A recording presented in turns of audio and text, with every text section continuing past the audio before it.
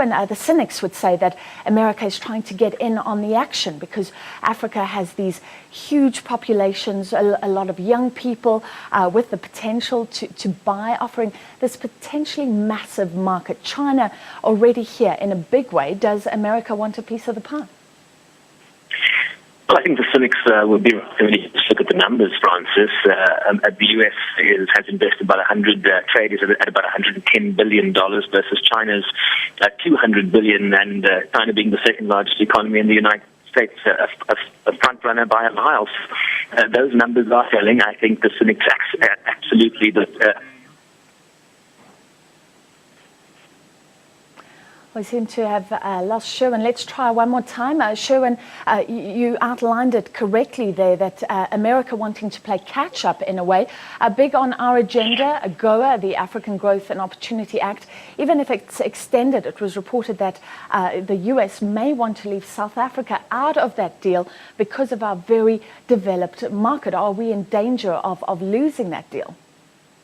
We certainly are in danger, and I think what is happening now is a ministerial dialogue, a forum underway with Minister Davies, engaging with a number of the 50 ministers from around Africa and the U.S. government, really on what the future of AGOA will be. Of course, it will expire in September next year. And really what you're hearing from American officials is that they want this to be a give-and-take relationship. South Africa has been called a middle-income economy.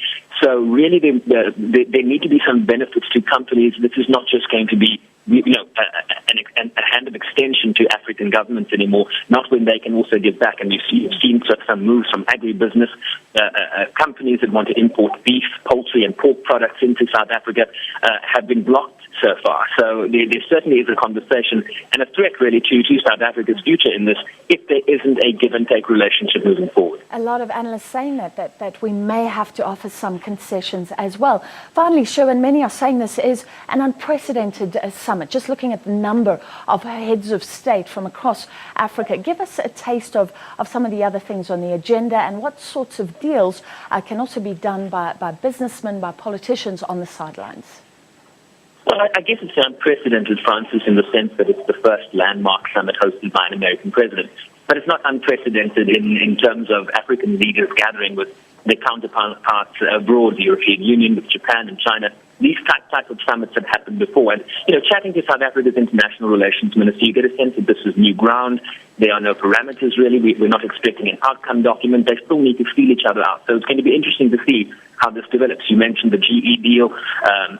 An investment of $2 billion by 2018. Really, the focus from America is different to that. They call sort of China's investments in Africa as looking to extract minerals and natural resources. The American focus is very much on skills development and building capacity. So you're going to hear a lot about Power Africa, the expansion of that program, generally skills development. These regional hubs, these network centers that President Obama announced a week ago as part of the Young Leaders Forum. So you're going to see a lot of capacity building, give and take. We want to build capacity in Africa, and that's how they're setting themselves apart from the likes of China and others.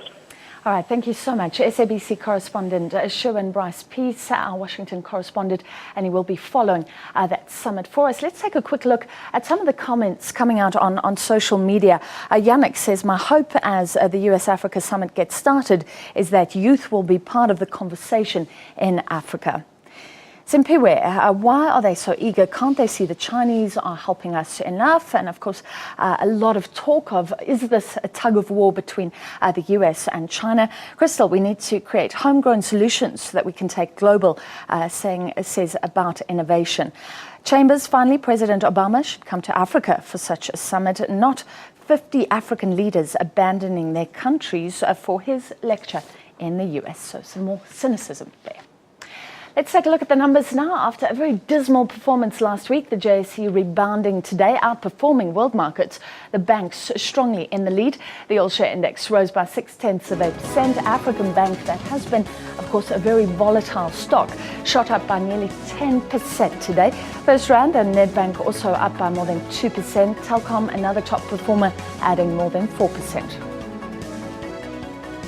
Manufacturing data out of China boosting the outlook for our miners due to China's appetite for commodities. The gold miners rose by more than 8%, the platinum miners by nearly 2%.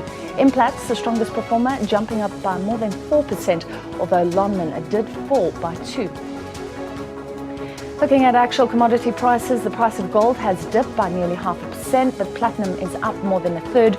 Meanwhile, oil heading back to $100 per barrel after we saw it very close to 107 last week. The rand slightly softer today, once again trading close to 10.70 to the dollar. And finally, a quick look at the global picture. The tech-heavy Nasdaq is trading up in the US, but other markets on Wall Street are in the red. Now, investors are assessing the outlook for the US after jobs data showed slow growth and more people out of work. Stay with us. It's great to have you. And after the break, we'll be speaking to Grant Thornton about what is keeping South African execs